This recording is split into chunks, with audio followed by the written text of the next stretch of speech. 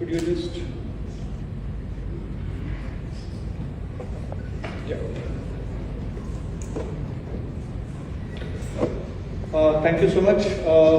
Very good evening to my colleagues on the board, the directors, the government nominee director, our independent directors, senior officers of REC, and distinguished representatives of the press media.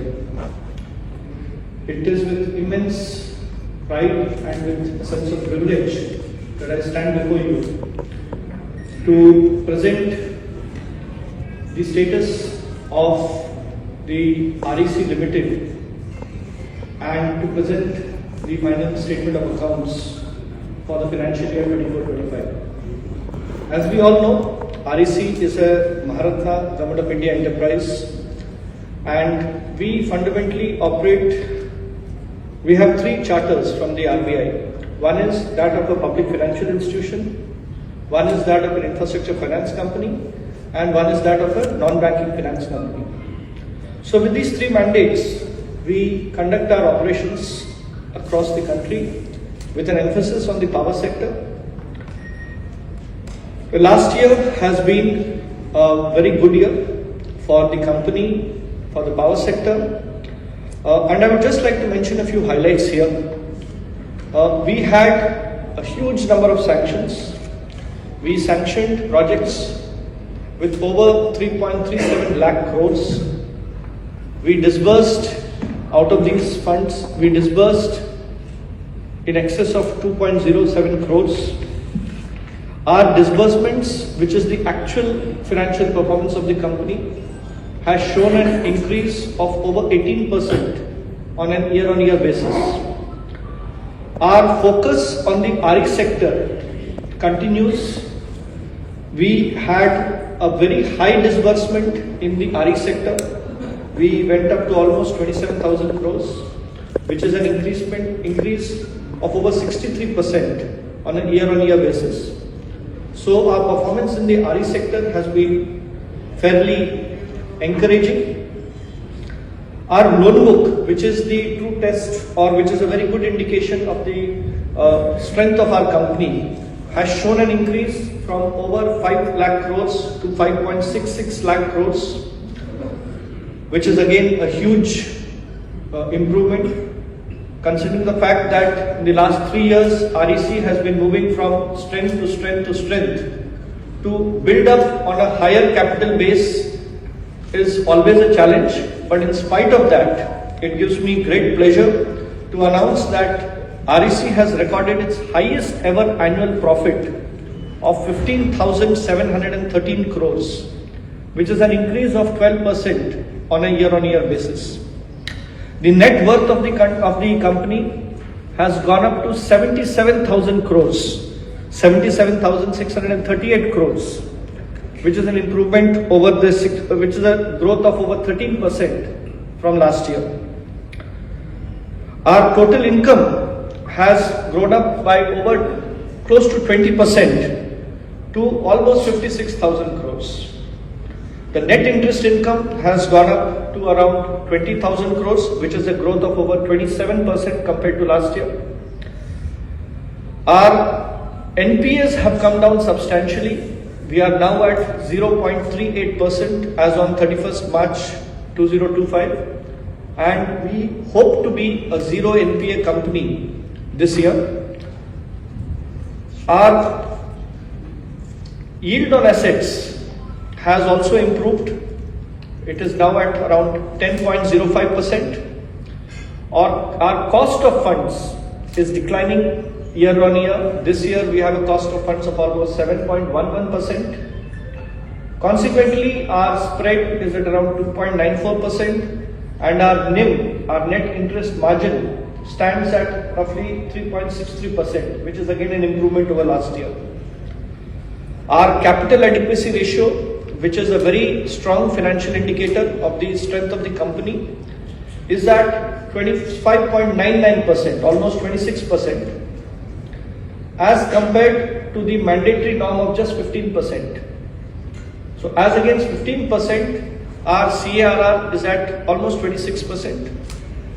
The mandate in the tier 1 capital is at 10%, and here our tier 1 capital stands at 23.76%. So these are just a few indicators to show that the financial strength of the company is very, very sound, and we hope to build upon this extremely strong foundation and move on to greater strengths. Every year we give a good dividend to our stakeholders, and it gives me tremendous pleasure to announce that this year the final dividend that we are giving is at 18 rupees per share. So this year overall we will give around 4,713 crores as dividend to our stakeholders. In addition, we pay income tax to the government, and our income tax is also at around close to 3,800 crores, 3,791 crores. These indicators are in the overall perspective of the huge impetus that Government of India and specifically the Ministry of Power is giving in pushing the power sector across the country. A few indicators that show that how the power sector is evolving and evolving for the better. The legacy dues of generation and transmission companies, which stood at 1.34 lakh crores, have now come down to 25,000 crores in a short span of 3 years. The ACS ARR gap has now reduced to 39 paise per kilowatt hour. Tariff orders of almost all DISCOMs are in place, barring 1 or 2 states. The Government of India, the Ministry of Power, has launched a very ambitious revamped distribution scheme, the RDSS, which seeks to strategically and in a huge manner increase the financial strength of our DISCOMs. In this, REC plays a very the role of a nodal agency. 19 states have been allocated to us, and it is our endeavor to ensure that the RDSS scheme is rolled out with full vigor and with full concentration in these 19 states. We are also the National Program Implementation Agency of the PM Surya Ghar Muft Bijli Yojana, which was launched in February 2014 for installation of the rooftop solar system. Again, here a lot of encouraging steps have happened, and there is a lot of movement on the ground, and we hope to see in the years to come both RDSS and the rooftop solar scheme push forward. Almost 51 lakh consumers have applied under the rooftop solar scheme against a target of 1 crore households, and we are hopeful that in the next 2 to 3 years, we will push this scheme to ensure that the objectives of Government of India and specifically the Ministry of Power are met. Just for your information, all of you are already aware, but at the cost of repetition, I will say that REC continues to hold the highest domestic rating of AAA. Or what is the progression? Because last time I think it was 21 lakhs. So this scheme actually will go, as mentioned, roughly 51 lakh applications have been received. Registration is close to 1 crore 50 lakh. So that number is very, very high. That is expression of interest. And out of which 51 lakh is application. Majority of this is tied up with the vendor who will install the rooftop solar. Roughly 12.5 lakh approximately solar installation is also completed. So the sunset is going to be 26-27, and by this time, in the current year, we are targeting close to 55 lakhs, and the remaining numbers will be completed with the next year. That is our expectation. That is how we are working on this scheme. And that is the saturation when you reach 26-27. That is the saturation that you will reach. So that is not. Or is there any increment thereafter as well? So total of 26 crore household connections, 25-26 crore household connections are there in the country, roughly around that number if I am correct, sir. So we are giving, under this scheme only 1 crore household will be covered. Maybe government may announce the extension of this, or maybe we come up with a new scheme. But under this scheme only 1 crore households are being targeted for providing the rooftop solar facility. Because of the challenges that we have in Northeast region, there is good traction in terms of PM Suryaghar Yojana in the state of Assam. And we have heard that there is good traction now in Meghalaya also.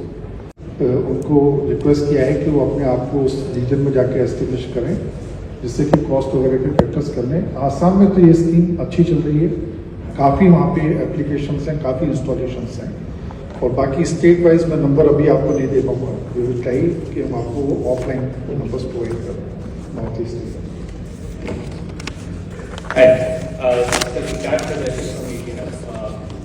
On RBI draft project financing norms, you have already submitted your comments to the RBI. Has there been any progress on that? As far as the RBI guidelines are concerned, those were very strict guidelines over there. So, am I audible? Yeah. As far as the RBI guidelines are concerned, those were very strict guidelines were there that requires us to make higher provision for the under construction assets, and some of other conditionalities were also there. REC along with other our allies whosoever are in the infrastructure business have represented RBI on all the issues point by point, and RBI has taken into consideration and accordingly have deferred the proposal by 1 year, and thereafter it will come in the new shape and the style. So it will be much more meltdown position as the what we have seen as of now. Good afternoon. In the interest of time, we'll take 2 more questions, please. Good afternoon. This is Sanjay. I wanted to ask you, since you declared a very nice dividend, State Bank is also giving a same dividend, and so you people are more investor friendly. What is the status of your tax bonds? Which were earlier tax free and they are not no more tax free. Sir, you also request Government of India from your side also, so that they should issue the tax-free bonds. That helps us in raising the cheaper funds from the market, and thereby we can lend the cheaper rate to the developers, particularly for the Government of India priority sectors. We have been requesting Government of India many times, but our request has not been accepted. That was done way back in 2011 and 12.